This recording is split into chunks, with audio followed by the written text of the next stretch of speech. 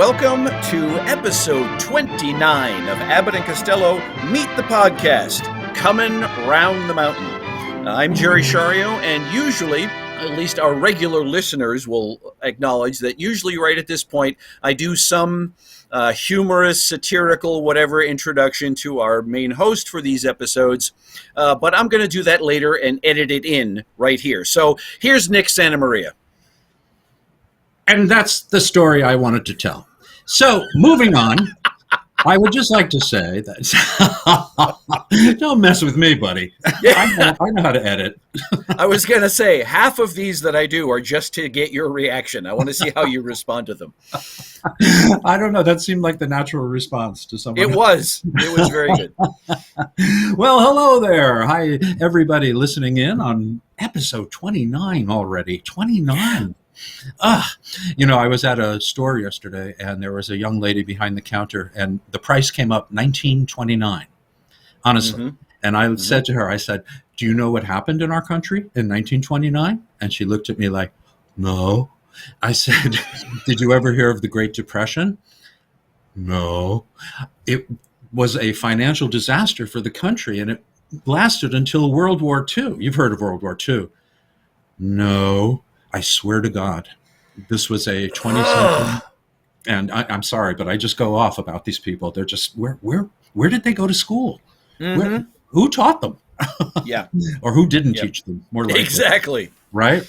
But anyway, we are here on episode 29, and it is for Coming Round the Mountain. She'll be coming around the mountain when she comes. She'll be coming around the mountain when she comes. Do you remember the movie Three Amigos? Oh, yeah. I love Three Amigos. Yes! But my favorite part is the singing bush, which had me crying with laughter. I fell out of my chair.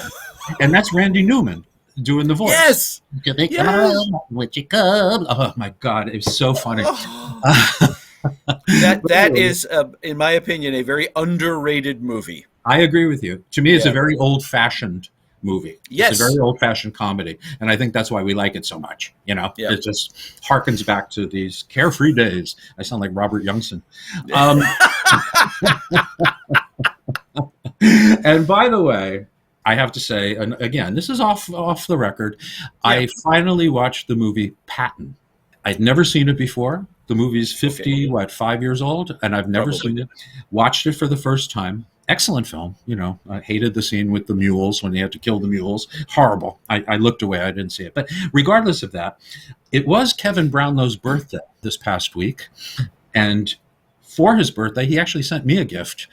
People don't know this, but in that scene in Patton where he slaps the soldier, George C. Scott didn't know how to do it properly. So here's some footage of somebody showing George how to slap the soldier. Hold on a second, I'll put this in. And we want to thank Kevin and wish him a happy birthday. Hold on. There it goes. All right. Is this how you do it? No. Flatten your hand against the face. Look, listen. Ow, sir, Mr. Abbott, please, I'm an actor. I'm not a stuntman. Quiet! What are you talking about? Get out of here.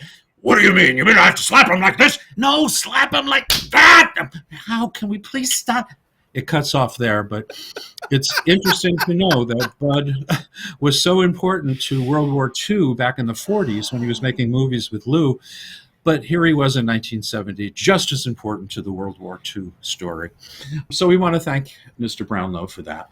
No, let me cut in here and say, you want to thank Mr. Don't include me in that one. No. I know what's going to happen. I'm going to hear, that was a terrible George C. Scott. You know what? I don't know.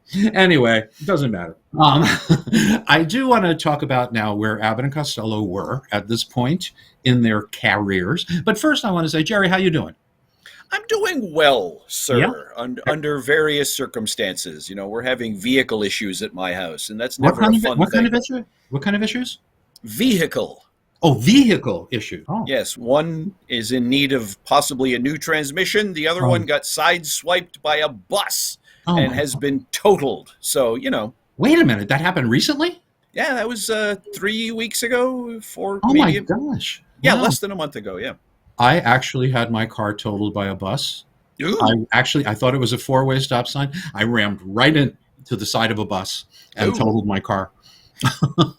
So how weird is that we both went through that, Yeah. so to Well, speak? this one, my wife is a school teacher, at least for another couple of weeks. She has retired Oh, from the good for school her. where she's been at for 15 years.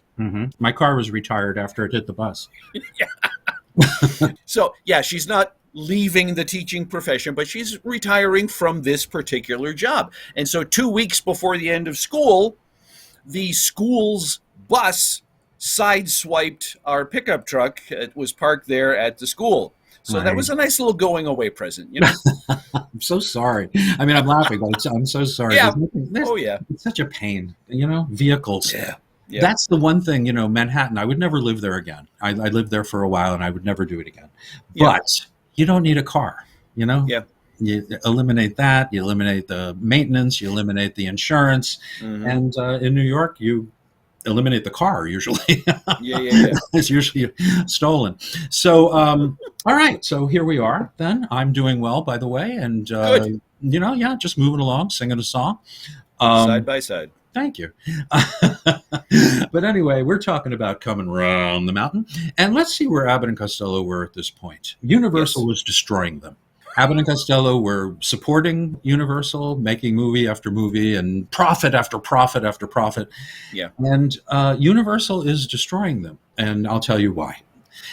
This movie comes out and it's facing a reissue of 2 of their films, a double feature. Now, it doesn't matter what they are. Universal just kept releasing them. They were getting movies from the 40s at this point, alongside these new ones.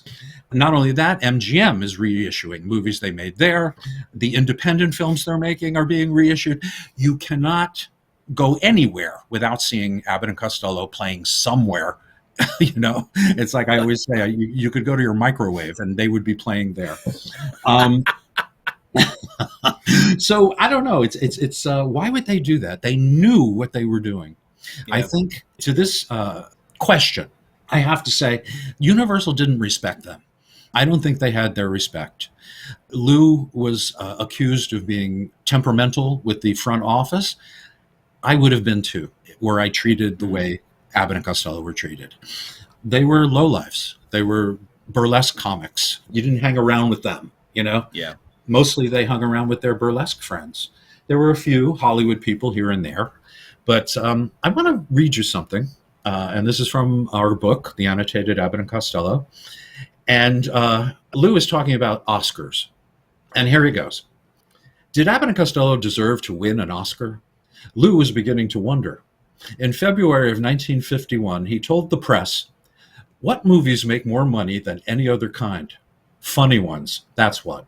People don't want to look at sobbers and moaners these days. They want to laugh. It's disgraceful. That's what it is. Comedians are looked down on in Hollywood. Did you know that? People who've won Oscars can't be bothered to speak to us guys who fool around in comedies. Some of them even worked their way up from burlesque themselves, but now they're above us. It's kind of humiliating.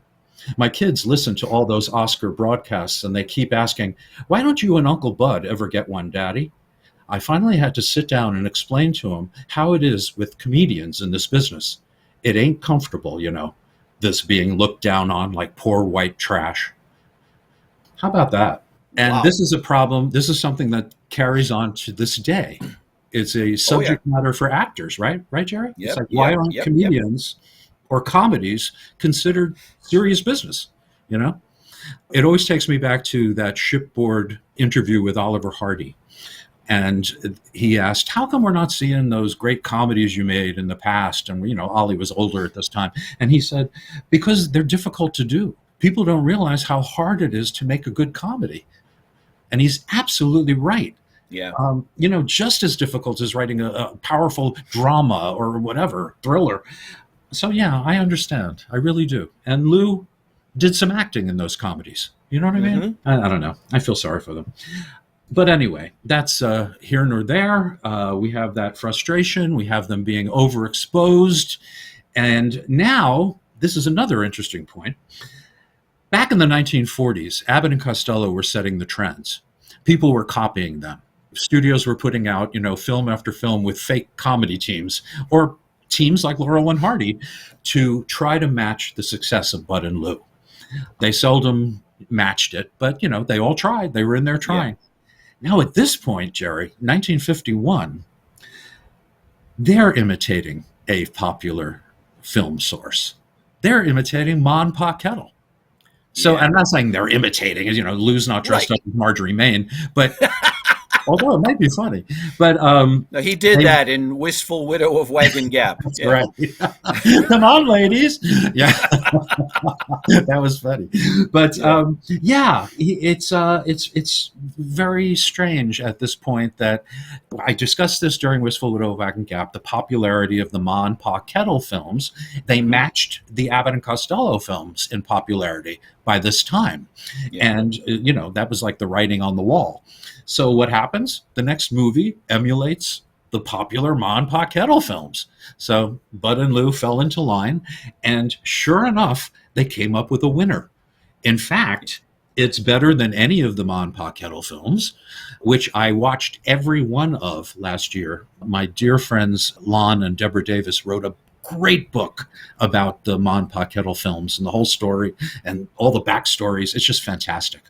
But I read the book and then was compelled to watch the movies, and they are really terrific. They're a great little series, They're not funny like Abbott and Costello. In fact, in two of them, I'm reminded of Abbott and Costello. There's a scene here in this movie where they're at a fair, and they used it the following year for Ma and Pa Kettle at the fair. And during that movie, there's a Native American guy, probably an Italian, selling this elixir, at the fair. And there's these two guys come up and start doing Watts, Volts, all this like wordplay. And John Grant wrote on this script, believe it or not. And the Native American Italian looks down and says, "What are you, Abbott and Costello?" Which is always so weird to me to hear about that. So, and then in another one, Ma and Pa Kettle do 7 times 13 is 28, but they do it in a different way, like 5 times something is something else. Yeah. It's not as funny, but they do it, And again, John Grant wrote on one of those films during his off time after Lou dismissed him for not signing his anti-American pledge or his pro-American pledge. Yeah. I don't know. It might have even been Lemon Pledge. I don't know. We polished that one off pretty well. Yes, indeed. So the movie. The movie is, I approached with trepidation. I wasn't thrilled about going back to this film. I remember it being mildly funny, when it would show up on TV, it would be like, oh, okay, yeah, I'll watch it again, I have to say, I went back to it last night, and I was wrong. It's a strong comedy. It's actually quite good. And it's actually quite funny. I was telling Jerry before we went on the air that I was laughing out loud at several spots. So that really does bode well.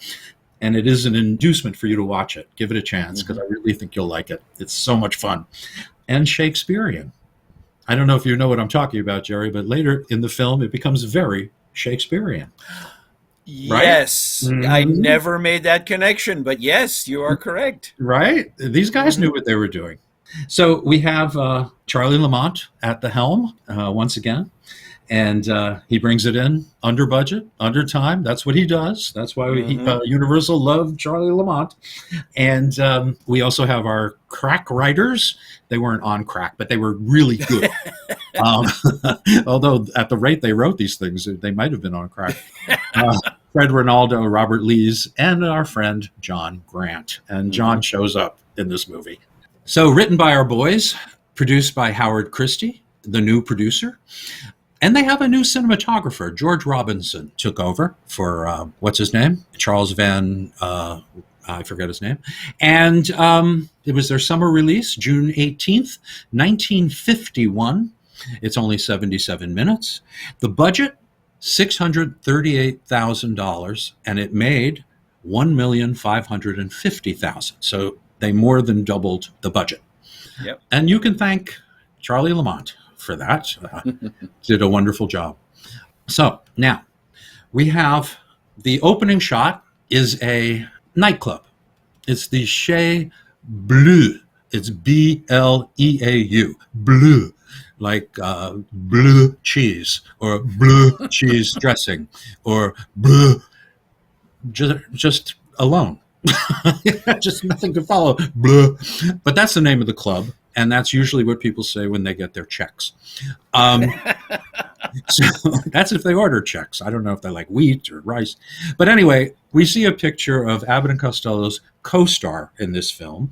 I'm rather glad they didn't get billing with them over the title, but she does get a special title card saying, introducing Dorothy Shay, the Park Avenue hillbilly. Now, she was at that time riding popularity in very fancy nightclubs, the Copacabana, the Chez Paris in Chicago, you name it. And she was doing her hillbilly shtick. She started out as just a regular pop singer. And this kind of happened by accident. She was born in 1921 in Jacksonville, Florida. That makes sense. She was originally Dorothy Sims, began her career as a straight singer, took vocal lessons to actually lose her Southern accent, sang for the USO during World War II, eventually changed her name to Shay so she wouldn't be confused with Hit the Ice's Ginny Sims. Also, she honored her mentor, Betty Shay, who was a singer. So while performing with Morton Gould and his orchestra, she performed an encore of a song called Uncle Fudd, a hayseed novelty number, and it became popular. So it launched her solo singing career. She signed with Columbia, made a series of hit records. Her biggest was Feudin' and Fightin' in 1947. She joined Spike Jonze's CBS radio show in 1947 as the female vocalist. Same year, she was rated #1 in Billboard magazine's best-selling popular albums. So she did very well with this gimmick. The only other time I saw her was on the Jack Benny program from 1951. And they did a whole hillbilly theme. So anyway, she stuck to that for a while. Eventually, she did a rockabilly song called Hunky Dory. And then in 1970, she appeared as Widow Krebs in the TV Western The Virginian. Then she also showed up as Thelma, the owner of the Dewdrop Inn in the TV series The Waltons. So she was on that for a while. She died of a heart attack at 57 in 1978 in Santa Monica. Upon her death, the writers of The Waltons wrote her character off with the mention that she sold the Dewdrop Inn and moved to California. That was kind of classy. Yeah. So yeah, for those of you who are wondering who this Dorothy Shay is, that's where she comes from. That's her derivation. Now, I have to say, the first song she sang, out of the 5,000 she sings in this movie, it's funny. I never noticed this before when I was a kid watching this movie. But when she comes out all dressed up and looking really great and everything, and the band is wearing tuxedos and blah, blah, blah, the minute she starts singing, they switch to country costumes. The band just gets up and all of a sudden there are these rubes, from Kentucky. Yep. So she sings a song about a woman who gets drunk and it causes her to wink uncontrollably. She winks and people think she's flirting, but it only reminded me of the time I went to a sleep deprivation place for nymphomaniacs. And it was there that I actually got 40 winks. So anyway, she sings this winking song. And I have to say, she does a great drunk. She really does. She does. Doesn't she? She does. I think she's terrific. Really. Yep. I will say this about her. This was her first movie. And I know she went into acting later in life, but she really could have been a popular actress, I think, Yes. She had good on-screen presence. She's a natural. She could work a scene nicely, yeah. Mm-hmm. I agree. Certainly better than Kirby Grant. Yeah. Who looked like a moron in this movie. But anyway, I want everyone who's watching this, if you're going to rewatch this, during this number, the winking number, I want you to watch the trombonist behind her. He's loving every minute. He's got this big smile on his face, and he's really enjoying it. Maybe a little too much. But anyway, so she finishes her song, the audience claps, and we find out that Bud, who doesn't have his derby yet in this scene, comes later. He's Al Stewart, and he is her manager and agent. And he also handles a bunch of very unsuccessful acts. She says later on that he has to keep getting work for her so he could pay back the money she loans him to feed his other clients. That gives you an idea of Bud's agent skills. But he comes out and he starts emceeing. And no one's better at this than Bud. He's just fantastic. Yeah. He's got a spiel, he's got a line. Hey, everybody, how you doing? Blah, blah, blah. He's really good. And you see it when he hosts the Colgate Comedy Hour alone when Lou was sick.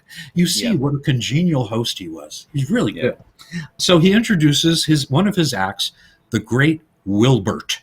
Not Wilbur, Wilbert with a T.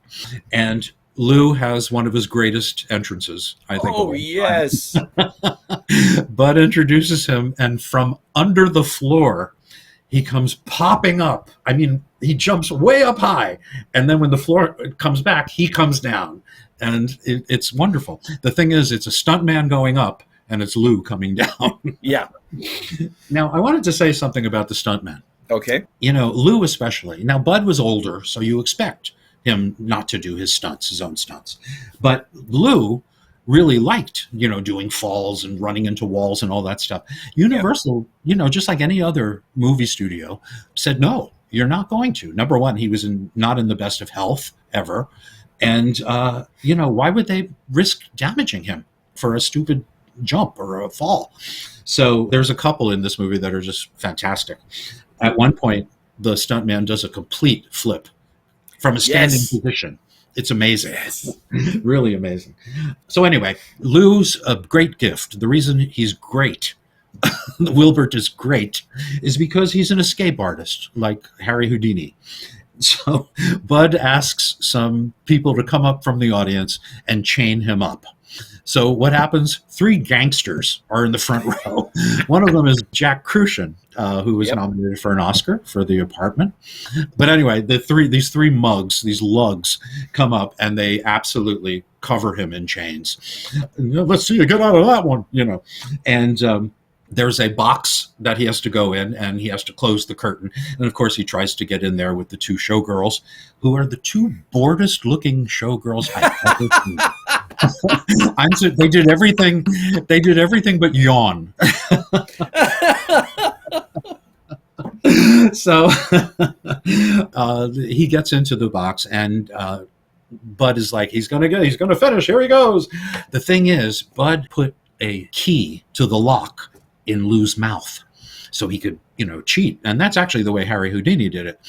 But Bud does this, and then, of course, slaps him on the back, and Lou swallows the key. So he has to do it himself, and it's not working. So what happens is the manager of the club, I forgot to look up this guy's name, but I loved him. He was just great. The angry club manager. So negative about everything. But he sends Dorothy Shay out to do the second of 7,000 songs while Lou is trying to get out. And to be honest with you, this works beautifully. We're wondering how Lou is going to get out, and they keep, opening the curtain, and there he is with a file in his mouth, and he's trying to get out. And she's singing. It goes back and forth. Did I write down the song she sings in this one? Oh, yeah. Won't Somebody Marry Marianne? I have a cousin, Marianne. I used to sing that to her all the time. That's why she doesn't talk to me. Yeah, won't somebody marry Marianne? The thing about these songs, Dorothy Shay's songs, are, number one, they all sound very similar. You could play the same chords and they would be the same songs for the most part. And the other thing is, they are all story songs. So my thing was, when I was a kid, I know the story. It makes it more difficult to listen to when you know the story already. But they are catchy, and she is a terrific vocalist. So, and she's got that, like Jerry said, she's got that natural performing skill. Mm-hmm. So anyway, what happens? How does Lou get out of this? A mouse crawls up his leg And Lou does some wonderful facial expressions when that happens. And that is actually what gives him the impetus to get out of the chains. He's wiggling so much from the mouse that the chains come off. Unfortunately, the mouse goes after the three gangsters who jump up on the table, lift their pant legs, and start screaming like women. And one, of course, Jack Crucian, takes out his gun. Where is it? I'll blow his brains out. And as usual, Bud and Lou are fired. Oh, by the way, Bud gets in an Easter egg during his introduction. You've heard of the great so-and-so? And then he says, the great Bronson. Milt Bronson was one of their best friends from burlesque and always on their movies as dialogue director. And he dubbed Bud's voice in Jack and the Beanstalk and Meet Captain Kidd. Yeah. All right, so that's stuff you can thrill your friends with at parties. And then you'll never be invited to another party. Yep. Okay. Lou, when he's in trouble, lets out this yell. Not unlike in Hit the Ice when they, Weoki, but this one's really weird. I have a feeling they said to Lou, come up with a noise that you yell when you're scared. And, that's how they'll recognize you as a relative of these mountain people.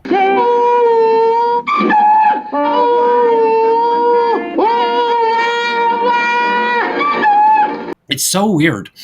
But Dorothy, she recognizes it right away. I failed to mention that her name in this movie is Dorothy McCoy. Now, that sound was her clan's call. That's what she says. That's our clan's call. So Lou must be some kind of a relative. He had a grandpappy who left him a picture that proves that, this was his grandfather, and a squeeze box, a concertina, one of those almost like an accordion, but small, Mm-hmm. And, I just pictured Grandpappy, with his overalls and no shoes and a beard down to his belly button, and a straw hat, and Lou next to him, with straw and coming out of his mouth and whittling a stick in Paterson, New Jersey. It was the west side of Patterson, New Jersey. Yeah. West Side Story. Officer Costello, we're down on it. Get up off your knees. So here we go. We talked about in Foreign Legion, we talked about how we've got to go to Algeria, and the next scene they're in Algeria. Yes. Like within seconds. In this one, all of a sudden they're in the hills of Kentucky. They're talking about going to find the family clan, and there they are, trying to make their way through brush, heavy brush. And I have to say, this scene is one of my all-time favorites, and maybe one of my top 3 Bud Abbott scenes. It is so funny. First, Lou does some wonderful stuff. He's got a hat that his grandfather left him, but it's a skunk hat rather than a raccoon. And it gets mixed up in his suitcase with a real skunk. So you've got a real skunk in the suitcase. And of course, in all old comedies, skunks just smell. Yes. They don't squirt you. They don't do that. They just smell. Yep. Like Limburger cheese. And that's kind of the reaction Lou gives us. And he has this confrontation with Abbott at this point that we have to make you listen to because it's just hilarious. I've never been in the country before. Smell that Kentucky bluegrass. If grass smells like this, no wonder it's blue. Oh, Kentucky. Kentucky, where they raise the fastest horses in the world. There must be something in the air that makes those horses run. There's something in this air that would make anybody run. The birthplace of Stephen Foster. His songs will live forever. I'm a-comin' and I'm a-going. Wait a minute. I'm coming, for my head is bending low. Uh-huh. You smell it. Oh, I don't smell anything. Then your head ain't bending low enough. So as I'm listening to Bud sing, I'm thinking to myself, during those musicals they made, which was Jack and the Beanstalk and Abbott and Costello Meet Captain Kidd, both with, extensive musical scores, and Bud has to sing. there's just one line he has to sing in the Beanstalk and the other one. And this movie proves that not only could he carry a tune, and I mean roughly, but he carried the tune and sang. Yep. And even if he spoke part of it in Jack and the Beanstalk or the Captain Kidd, he would have gotten away with it, but instead they put Milt Bronson's voice, "Oh, sounded like up here at and Bud's down here, Charlie Lou, what are you doing?" It just doesn't make sense. Who was driving? Well, not Bud, he didn't drive. But I just found that very interesting because he could have done it. He really could have done it. Yeah. Bud was probably very insecure about his singing. But I'm sure, I look at ads from the 20s. I mean, when Lou was just a kid, Bud and his wife Betty were doing musical reviews in burlesque, so he must have sang. I don't know. Maybe the cigarettes or whatever. I don't know. He probably felt insecure. Honestly, in this one, when he goes into that moment of singing, I actually expected to hear Milt Bronson's voice coming out of his mouth. He was actually in Kentucky at the time, hiding behind a redwood while Bud was singing. All right. We're alive with the sound of ABBOTT. Okay. I wrote here, I have a note, that is the stupidest Klan yell I've ever heard. Okay. So wonderful stuff. I think that was wonderful stuff. And I blame John Grant on that entire scene. Yeah.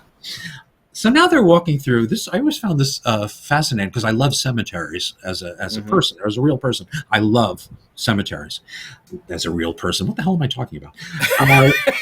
As opposed to your other life as an unreal person. Yes, I can be unreal. Oh, yes, you can. You can. I lived in Los Angeles. So anyway, this one of my favorite things. When I laughed out loud here in this cemetery. And I love this cemetery because it has wooden effigies of all the people that were killed in the feud that the McCoys were having with the Winfields. So they're walking through the Winfields cemetery with all the dead, people. And of course, Lou has his moments with the getting scared, of course. But there's a point where Bud yells out to whoever's listening, "I'm not a McCoy. I'm Al Stewart."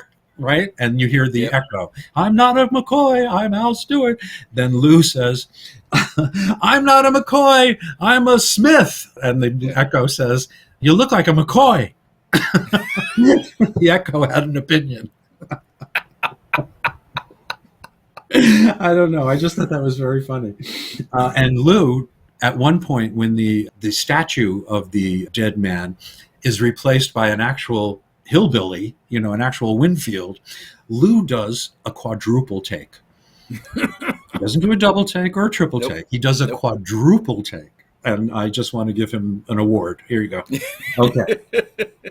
For a quadruple take.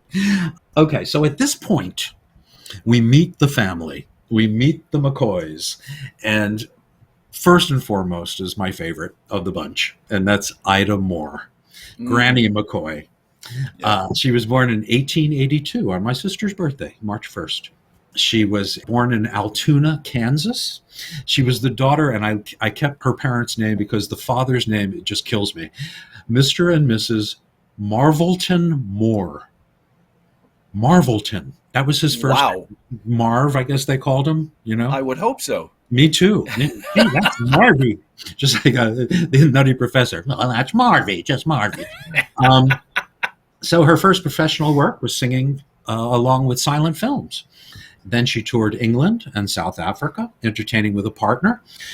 Then she returned to the States, performed in a lot of road companies, especially a play called Street Scene, very famous. Then she, just before she made a screen test for Paramount during those days, her mom became sick. And she did what I'm doing. She went back and took care of her mom, who was in Columbus, Ohio at the time. She ran a restaurant for her mom and acted in amateur productions. So my heart goes out to her. That's a wonderful thing.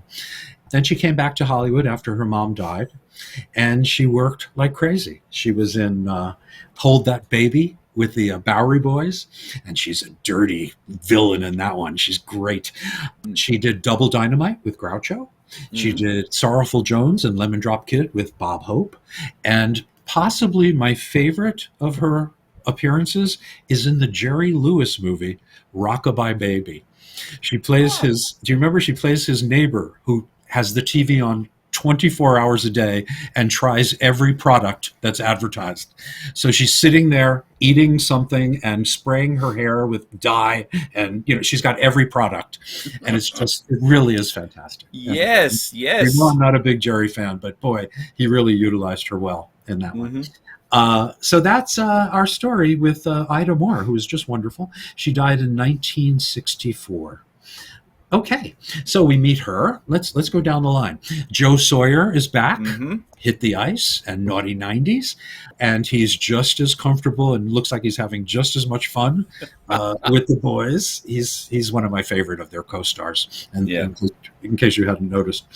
And then, kind of importantly, a young lady by the name of Shay Cogan, Cogan, real name Helen J. Coggins. I like that. Oh, Coggins, get me a beer, please.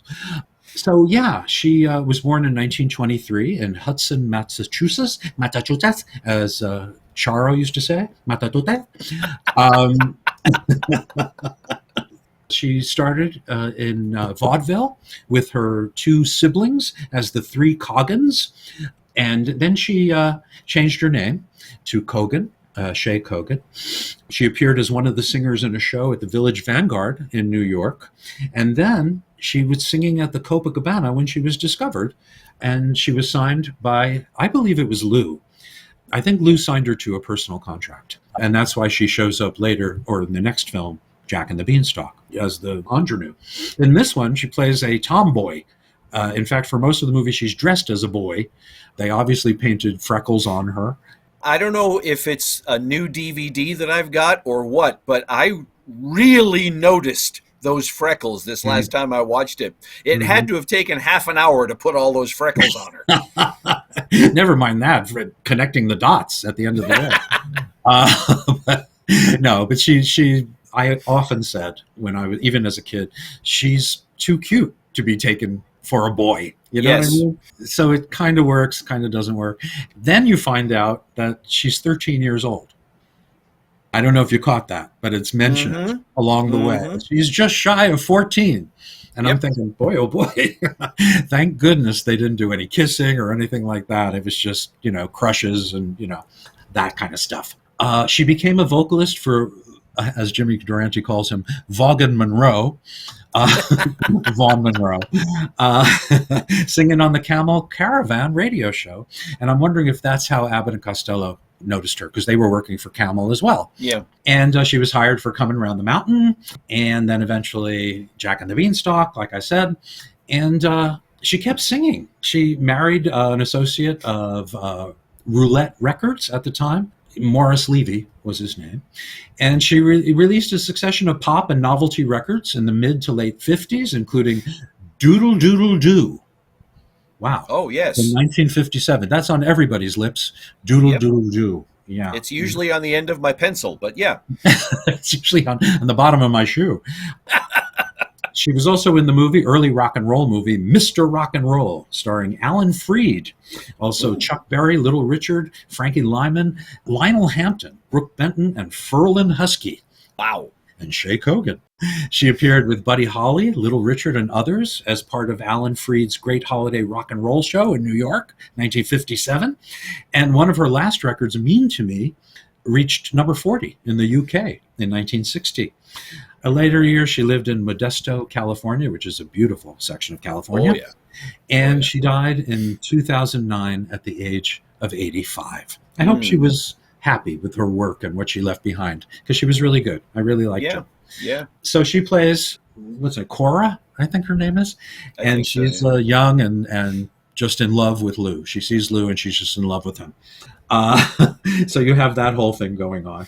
There's another running gag through this movie. Whenever somebody refers to Granny as an old lady, she shoots their pipe.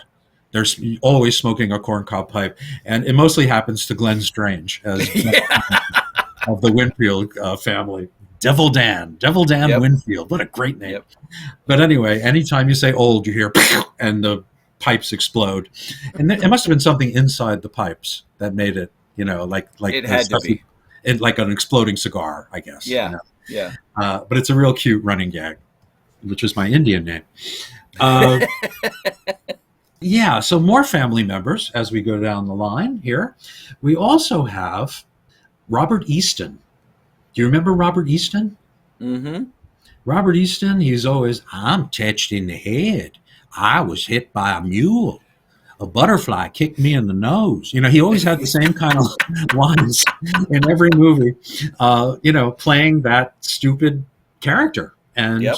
I don't know if he resented it down the line or what, but he became eventually Hollywood's top dialectician.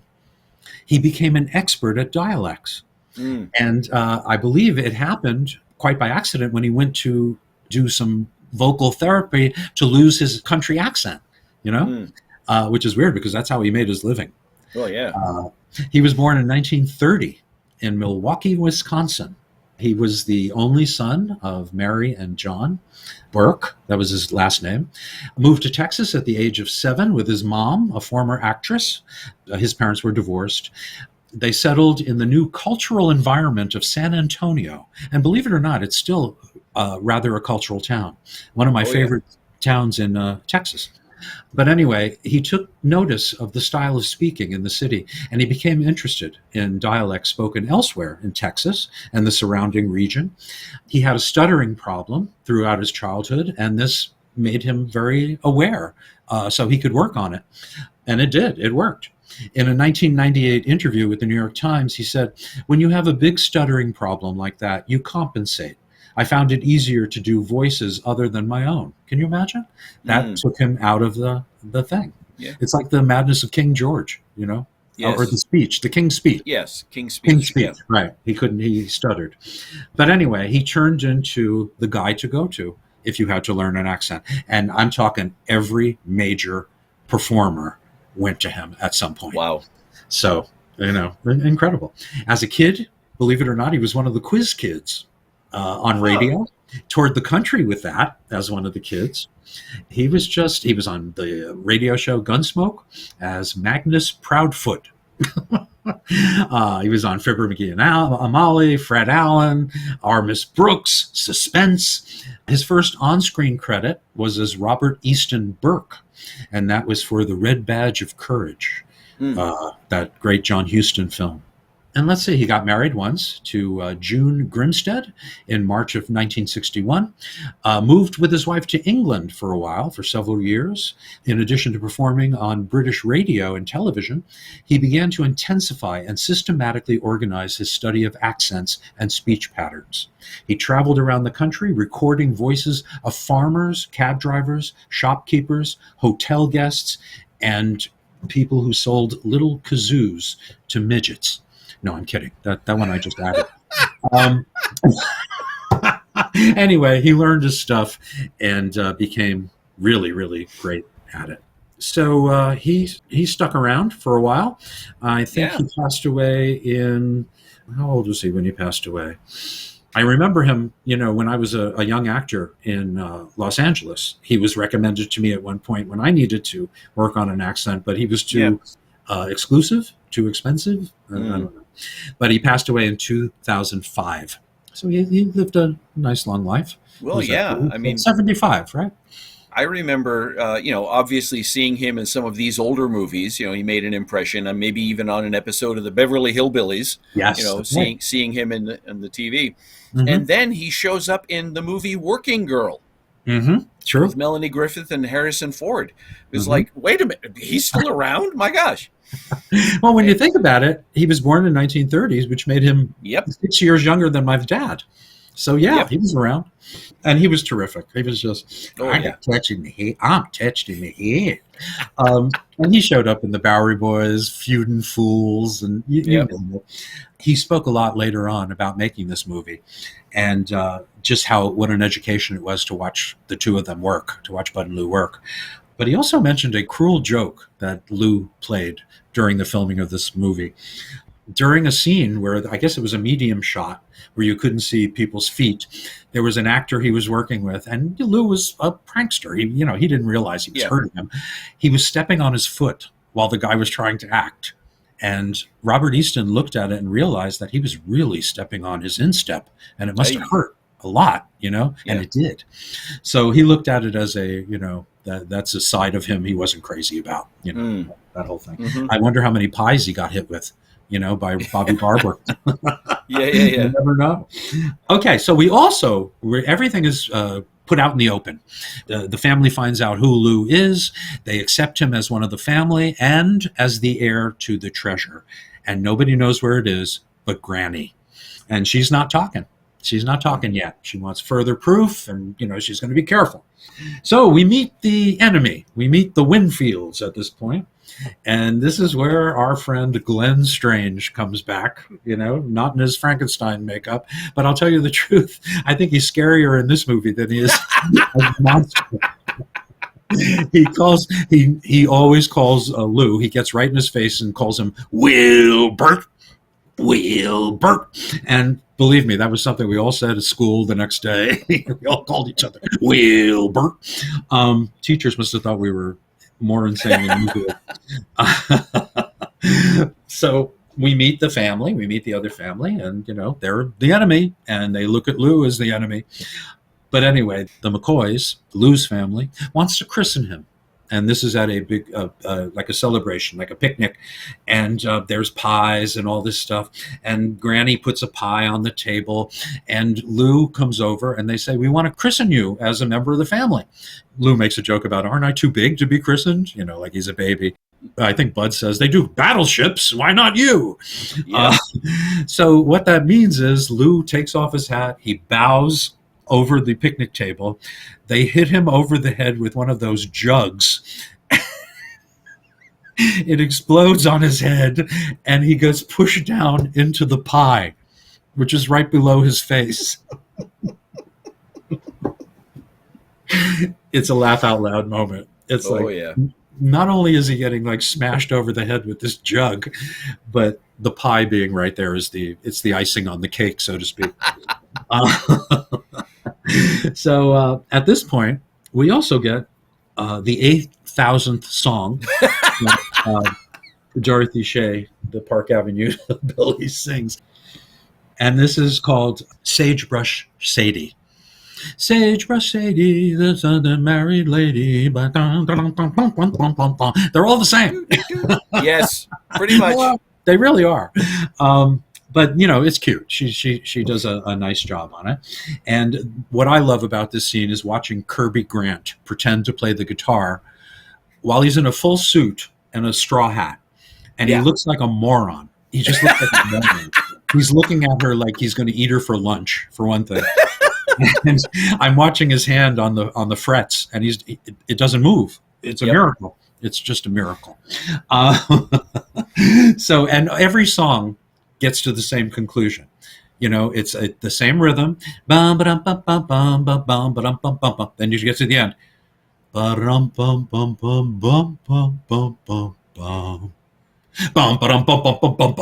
They all end the same way. Yep. That false ending. So anyway, the next song comes up rather quickly. This is the 8,130th. And this is maybe my favorite. And it's called You Broke Your Promise. And I'll tell you why it's my favorite. But not only the tune, I really like the tune, but we'll talk about it. Let's hear a little bit of that. But you broke your promise, oh yes, you broke your promise, and that is how you broke my heart. My darling, don't despair, still another chorus.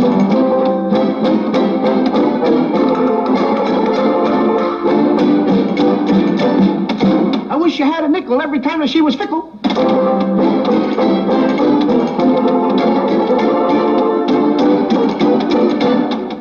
There's no mirror on his shelf. He's so mean he hates himself.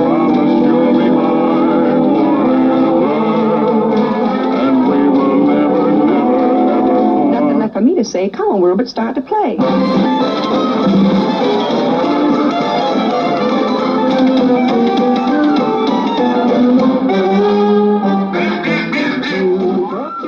So there it is. You broke your promise. Let's face it. Anytime Lou is involved in a musical number, it makes it special. It adds another star, to the rating. And he hasn't done his rhythmic playing since It Ain't Hay. He was doing that during one of the numbers. That's in this right. one, he's got his 2 drumsticks and he's playing. He could have been playing for Spike Jonze's orchestra, He's playing the washboard. He's beeping the horn. And his sense of rhythm is just fantastic. He really had drumming talent.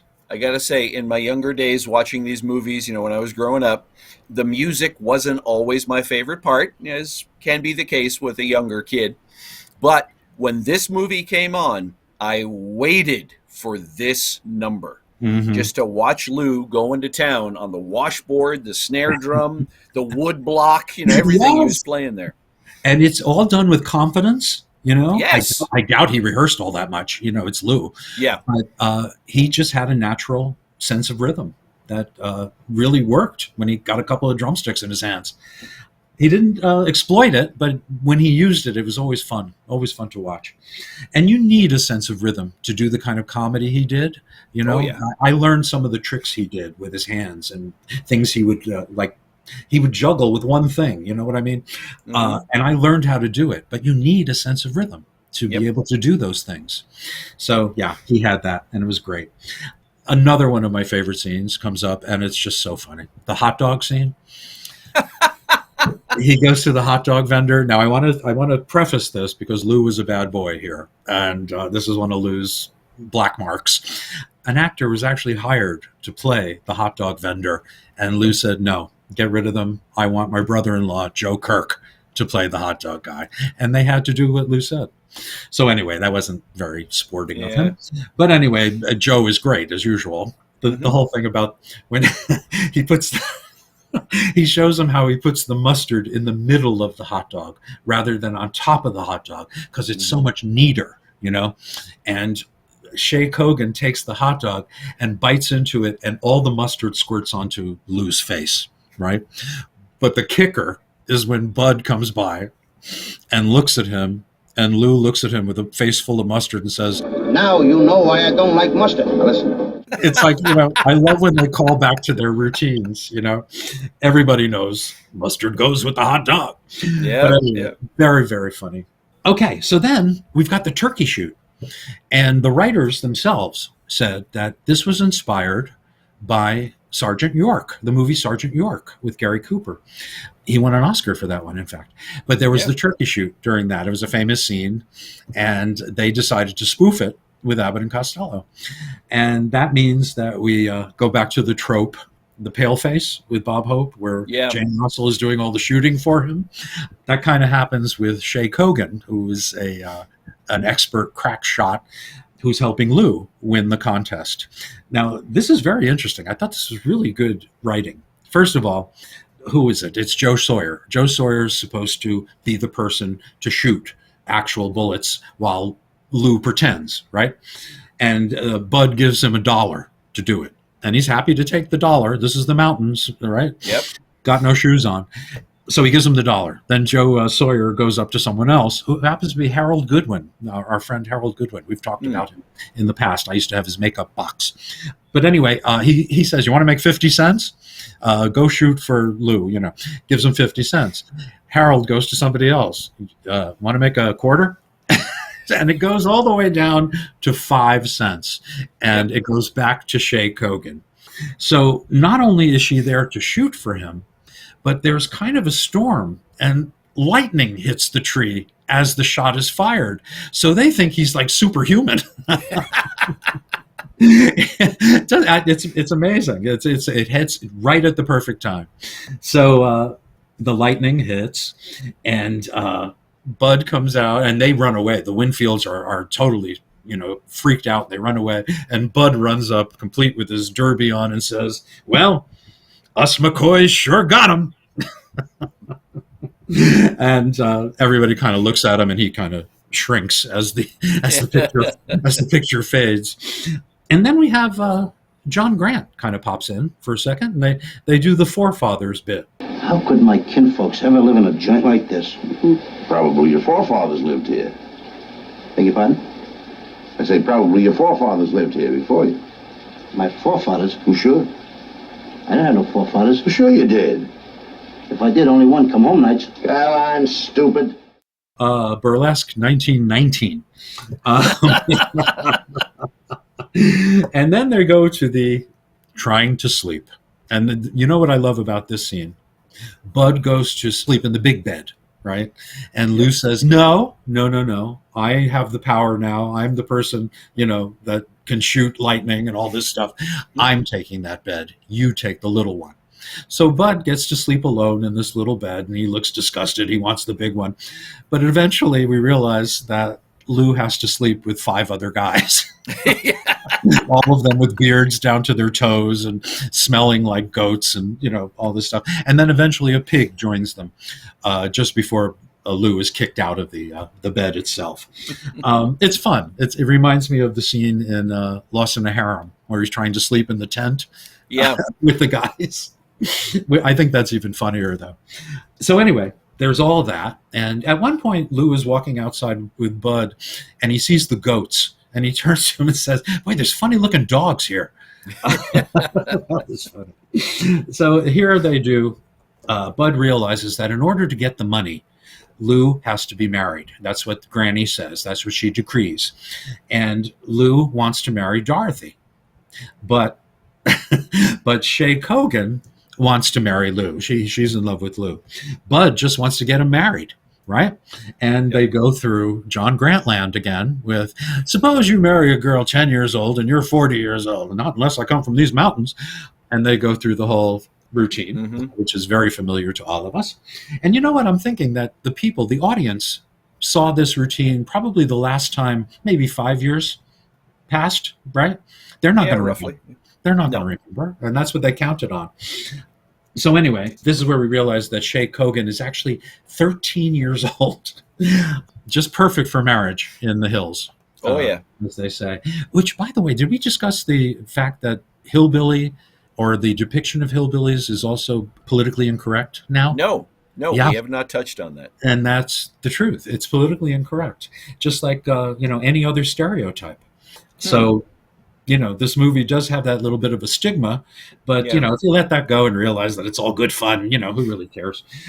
I was going to say the Beverly Hillbillies is still running all over the country in reruns, so and people can't be too upset about it. It's true. It's absolutely true. Okay, going back to physical stuff for Lou, there's a moment in this movie that I'm sorry, it's nothing new. It's nothing he hadn't done before. But when he finds out that Lou is going to get married, Joe Sawyer slaps him on the back and sends him into a post holding up, the house. And it's one of the funniest things he'd done in the movie, in the entire movie. It really is hilarious. He does a couple of takes in this movie where, first of all, I have to say, there's a movie I did. It was a terrible, terrible low-budget movie. It's on YouTube. I think it's called, it's got like 3 titles. But this one is called The Bikini Beach Race. That'll give you an idea. And there's a fight scene. And I get up and I go to fight the bad guy, and he punches me square in the face. And I do the exact same take Lou does in this movie when he gets hit. He stiffens. His eyes go wide and sort of cross, and he falls backwards. And that's exactly what I did. So he inspired me. And it's one of the funniest scenes in the movie, in my movie, Nice. Anyway, so thank you, Lou, for that. So anyway, this is where the movie starts to get a little Shakespearean. And I'm not kidding. It's actually a lot Shakespearean. And our boys, I'm sure our writing boys knew this when they were doing it. There is one moment that I find very uncomfortable. And I'm an animal rights guy. I'm for animals, more so than people, actually. And there's this whole thing where Lou thinks they're going to kill him, but the guys are actually talking about killing a baby pig, a suckling pig That's what they call them, because the meat is so tender and blah, blah, blah. These are babies. They're killing babies. These are suckling pigs. They're still, drinking milk from their mother. I know people don't really, think about it when they're eating it, but I can't help it. It seems barbaric. Anyway, I'll get that out of the way. But anyway, here we go. We find out, since Dorothy does not want to marry Lou, she wants to marry Kirby Grant and his guitar, both of which are ineffectual. So they hear about a love potion, which is being distributed by a witch who practices voodoo, and she lives deep in the woods. And who plays her? But our old friend, Margaret Hamilton, who played the Wicked Witch of the West, of course, in The Wizard of Oz, and, played many villainous characters and also, lovable characters and stuff. She had that look about her. She had that incredible nose, witch-like nose, and a chin that jutted out. So, they didn't need that much makeup, actually. She plays Aunt Huddy. That's her name, the witch. And she was born Margaret Brainerd Hamilton on December 9th, 1902. So she was 49 here when she was working with the boys. She was born in Cleveland, Ohio, like my mother. She went to Wheelock College. She was born to W.J. Hamilton and Jenny Adams. Those were her parents' names. She did children's theater as a child in Cleveland. She began her real career at the Cleveland Playhouse. She was part of the ensemble. And she studied under Maria Ospinskaya. Do you remember Maria Ospinskaya? She was the gypsy woman in The Wolfman. The path you walk will be thorny. Even a man who's pure of heart and says his prayers by night becomes a wolf when the wolfbane blooms and the moon is full and bright. Okay. So that's Maria Ospinskaya. She never worked with Abbott and Costello. Okay. First major role at the Playhouse was the first witch in Macbeth. How about that? Uh-huh. Talk about a Shakespearean thing. But she did things like, The Cherry Orchard and Candide, things like that. She was quite an actress. She starred in a musical act in vaudeville called Heartrending and Humorous Songs of 1840, 1890, and 1929. I'll bet that was good. Then she turned to acting exclusively. Her parents insisted she go to college in Boston, which she did, and she became a kindergarten teacher. How about that? Eventually, she made her screen debut as Helen Hellam in the MGM film Another Language with Helen Hayes and Robert Montgomery. She went on to appear in movies like These Three, Saratoga, You Only Live Once, When's Your Birthday with Joey Brown, Nothing Sacred, The Adventures of Tom Sawyer, My Little Chickadee with W.C. Fields and Mae West, Sin of Harold Diddlebach, which is one of my favorite of her performances, with Harold Lloyd in 1947. She was a single mom. She supported herself and her son. She never put herself under contract to any one studio. She insisted on $1,000 a week, which in today's money is $21,900. So whenever she worked, she had a set salary. And it really paid off to look like what she looked like, because it was like Karloff or Lugosi. It was a calling card, it was your calling card. Yeah. So she worked late into the 40s, and in the 50s, she started doing television. And The Wizard of Oz, of course, is the thing that she'll always be remembered for. She would tour in theater towards the end, and kids loved going backstage to meet her. She played the wife, Parthy Hawks in Showboat. She did Aunt Eller in Oklahoma. All the great late in the day female roles. She was also Cora in the Maxwell House commercials. I don't know if you remember that, right? Oh, yes. Yeah. She was good friends. She remained good friends with Judy Garland and Ray Bolger throughout her life. And she was just amazing. She passed away of a heart attack in 1985 at the age of 82. Mm-hmm. She was terrific. And this scene where they go to see Margaret Hamilton should be like in the archives. I hate to sound like Joe Franklin, but right, Jared? Yes, it's marvelous. Yeah. In fact, well, two quick things. First of all, the early 80s, my uncle worked at the Greyhound bus terminal in downtown Boston, and he loved to tell the story that she would come through there occasionally, getting On a the bus bus? to wherever. Wow. You know, she'd come into the term because she lived in the vicinity, I guess, toward the end of her life. Mhm. And he recognized her at one point and, approached her. Thank you, bum. She was so gracious. And next time she came through, she looked for him because she had a couple of autographed photos for his 3 kids. Oh, that is so Yeah. sweet. That is so Yeah. sweet. You see, the people who played the meanest people on screen were usually the nicest people. Yeah. You know? Oh, yeah. But yeah, this That's scene wonderful. is just so marvelous. My wife, she's becoming more of an Abbott and Costello fan, I hope so. especially through all this. And we had a moment yesterday as I was queuing up the film. She had to leave, but she stopped and went, "Wait a minute, is that Margaret Hamilton?" And she stayed and watched this scene and Mhm. enjoyed it tremendously. Oh, it's so funny. It is so funny. And she is so great. I don't know if you remember this, but she appeared on Mr. Rogers' television show. Yes. And she showed them how she dressed up as the witch, and she wasn't really a witch. She was a very nice lady, and blah, blah, blah. It was a really sweet show. And how Yes. nice of Mr. Rogers to invite her on to do this, because it really did affect how children looked at her. You know? Yeah.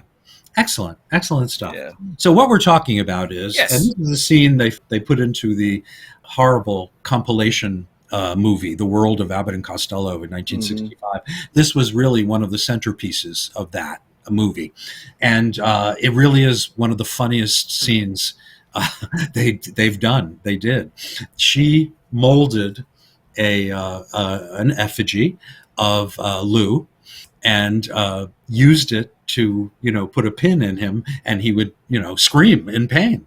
But I love the setup. It was like, look, she's making an effigy. And Lou says, I don't know what letter it starts with, but it's beginning to look like me. Effigy. So anyway, he gets the idea. When her back is turned, he makes one of her. So between the two of them with these hat pins, they're sticking each other in everywhere, on the head and the butt, everywhere. And they're screaming at each other because they're in such pain. It is so funny. Really, folks, if you don't want to watch this movie and you want to just watch one scene, watch this scene. It is absolutely hilarious. Yes. And Bud is like, off to the side wincing every time the pin goes in. I think Jackie Leonard during the World of Abbott and Costello made the joke when Bud's going, when he's like blanching at this, he says, yeah, Bud's the only one who doesn't get the point. Oh, God. Anyway, yeah, that's why that movie was so good. So anyway, they're doing the love potion. They get it. And of course, she gets, originally wants 5, she gets 10 out of them. And the scene ends with Lou on her broomstick, which I think is really, really good. He gets on it. There's a windshield with a windshield wiper, and there's actually a ignition switch. And he turns it on, and he flies through the door up into the trees where he gets caught. And of course, his face is in the windshield, watching the wiper go back and forth. Really nice ending. A really terrific scene. Okay, so this is where it gets ultra Shakespeare. Now, if you know anything about Shakespeare's comedies, they're all about misdirection and, it's all farce, basically. And this becomes farce times 10. The farce is with them. They use the love potion. So first they give it to Dorothy. Dorothy sees Lou, and she falls in love with Lou. And that's what Lou wants, right? But then somebody gives it to Shay Cogan, who falls in love with Bud. She wants Bud. Lou takes it and falls in love with Shay, but she wants Bud. Dorothy wants Lou. Lou wants Shay. Bud wants to leave on the next bus. So it's back and forth and this and that, and it's really, really well done. Very funny. Not an original trope at all, but actually probably the best I've seen of it. Yeah. So it's going back and forth, and it really is really funny. And then during this scene, there's a song that I didn't remember, a song that I don't remember as a kid because they probably cut it for time, because it was a 90-minute time slot for a 77-minute movie. So they had to cut something, and it's the 9,031st song that Dorothy Shay sings in this movie. And it's called Another Notch on Father's Shotgun. And this apparently was a kind of a hit for her. And it's a good song. It really is a good song. And Lou is involved again. Yep. And I think I would have remembered it had it been a scene where Lou is involved in a musical number. So this is why I'm saying that I think they cut it, because I would have remembered this. But anyway, he's reacting to everything she says, and he's so Lou. He's just great. Anyway, it ends with a really big kiss. I think Lou got the biggest kisses in this movie that he ever got. It's really amazing. And then what was it? There's a line I really liked in the movie. Lou says, "Anybody who would kiss me would kiss anybody." It's a great line. Anybody who would kiss me would kiss anybody. Talk about self-deprecating humor. So anyway, Bud's involved in this, which I love, and they're going back and forth. And then the potions start wearing off. And this is where Lou gets hit with the jug again, and he does that fall that I imitated in the Bikini Beach race. It's very funny. He tops me, believe me. So he says they're all fighting. The Winfields and the McCoys, they're all yelling at each other and this and that. And Bud's like, "What's going on?" And he says, "I don't know. My in-laws are acting like outlaws." So then eventually, as Devil Dan is trying to kill them, they had found out that the map was in the concertina that Grandpappy left for them, and they have it now, but Devil Dan wants it. So he traces them into a cabin, and he's about to kill them when suddenly a gunshot comes and puts a hole in the love potion jug, and it lands in his mouth. So he becomes in love with Lou Costello. Mm-hmm.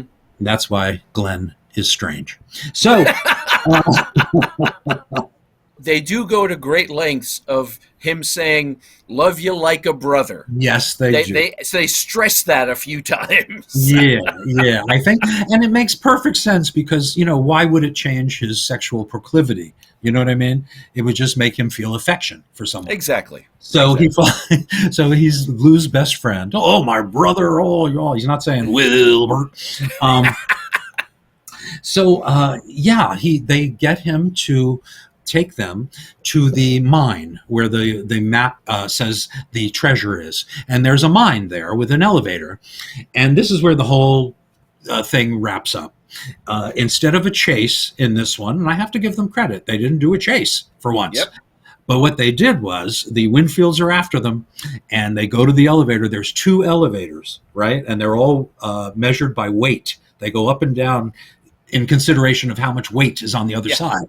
So it turns out they're going up and down, and then the McCoys get involved and they get on it. But Bud and Lou decide that they have to make it heavier, otherwise they can't go up. So they put all these rocks into the elevator that they're in. I mean, big, huge rocks. And Bud is really struggling. And Lou is like putting little pebbles in. And it's the reversal, Yep. Lou becomes Bud.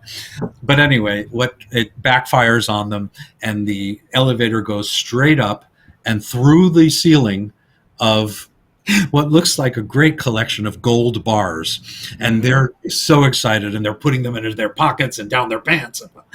It turns out that the army comes to get them, and they are in Fort Knox.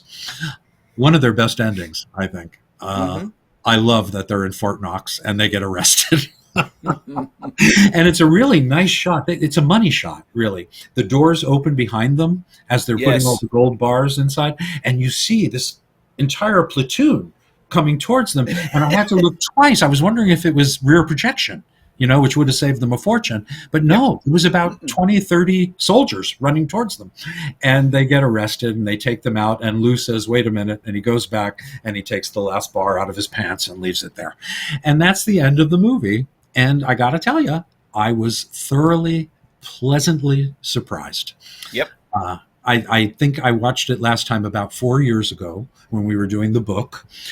This was not one of my chapters, so I may have skipped over it. I don't remember. But maybe that's why I didn't remember that song that she sings to Lou. But I have to tell you that it brought back memories of when I was a child. You have to realize that these movies were in rotation and they showed up every Sunday. And whenever this one would show up, I always went for an average Abbott and Costello movie, right? I'm sorry, it's above average. It's funny. It is funny. And they take this trope and they make it their own. And every supporting character is fantastic. The songs, maybe there are too many. Okay, there's like 5 or 6. I think they could have cut a couple of numbers. My co-author, Matthew Conium, totally disagrees with me and loves every song, every word and every song, every note. And that's cool. I love that. I love that he does, not everyone does. But anyway, I do. I enjoy her music, but I think that it was a bit much in this. The boys are fantastic, right? Yeah. Bud is great. And as you're watching it, or as I was watching it, I'm realizing why Lou is getting more and more footage. Because Bud really is there to do the crosstalk routines more than anything else. I mean, he's part of the plot and he's pushing Lou, who is really the main focus, but it's when they do their John Grant burlesque stuff, that's when Bud comes alive and you see why he's there. You know what I mean? And not that he's not in this movie. He is. He's back to being Lou's partner in this. I'm just saying that, most of the focus is on Lou as usual. Excellent movie. I gave it 3.5 stars out of 4. And only because it really, really got me laughing. And anything that gets me laughing is precious to me. And this is one of those things. What do you think, Jer? Well, I was going to say the one thing that struck me this time watching it, thinking back when it was shown in my area on TV every Saturday night, we had an Abbott and Costello movie, and they were in no particular order. And so a lot of their earlier films had a lot of music, the Andrews Sisters and anybody else. Right. And so it never really struck me that this one was so heavy in the music from Dorothy Shay until this last viewing, because we've been watching them chronologically. Right. And the last 3 or so films really haven't had anything as far as the music is concerned. Right. So, yes, I'm with you on this one. I was reading Matthew's chapter in your book, and I agreed with him that I like the songs. She's good. The songs are entertaining, but I'm with you. There's probably at least 2 of them that could have been cut. Yeah, at least, because we kind of get it. She's the Park Avenue hillbilly. That's her shtick, and it works. She's very pretty. She's very talented. I think she's a natural, and she works great with the boys. So, why not? I'm surprised she didn't show up in a Mon Pa Kettle movie. Ooh, yeah. And it's also the first movie in a while that opened with a musical number. Yes, right at the get-go. That's true. Yeah. Well, I think she was a good addition, and she added some life to this movie.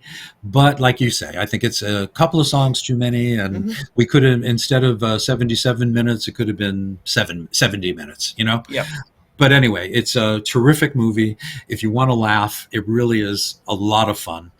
And so what are we looking at next week? We are really going off the boards here. I've been looking forward to this one. We are going to talk about their next independent film, which happens to be one of only 2 color films they made. And this is Jack and the Beanstalk. Produced by Lou Costello's Exclusive Productions, and which leads up to Bud's independent film for his Woodley Productions, with Abbott and Costello Meet Captain Kidd, which comes next. But this is their big super Cinecolor retelling of Jack and the Beanstalk in Abbott and Costello style, and that'll be fun, huh? Oh, yeah. And it always tickles me that these studios would come up with these weird names for their color. Warner Brothers was the Super Cinecolor.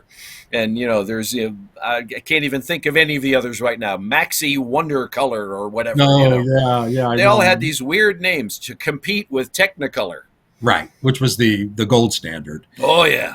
But Cinecolor was the inexpensive counterpoint to Technicolor. If you didn't have the money for Technicolor, you used Cinecolor. If you had more money, not enough for Technicolor, but more than Cinecolor, you went to Super Cinecolor. Yes. And we're going to talk about this. Really, there's a whole story about Cinecolor. It's a whole thing.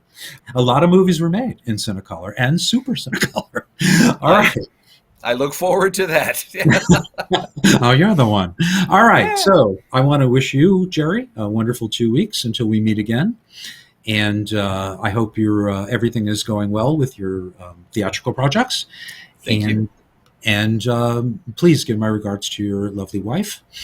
And I will say good day to all of our wonderful listeners. And please, I'm going to ask again, if you can please subscribe. If you're watching on YouTube, it would really help us sustain. And I'm going to ask at the end of every episode, please just press subscribe and like. Okay, there's like and subscribe, and it'll take you half a second to do this, and it'll keep this on the air. Let's put it that way. All right, guys, thank you so much for tuning in again. I love hearing from you, and thank you for all the nice compliments. And I know Jerry's the more popular of the two of us, but I really, really do appreciate it. So take care, and Jerry, all the best to you, and to you as well. Thank you very much, and ladies and gentlemen, I'll see you around the mountain.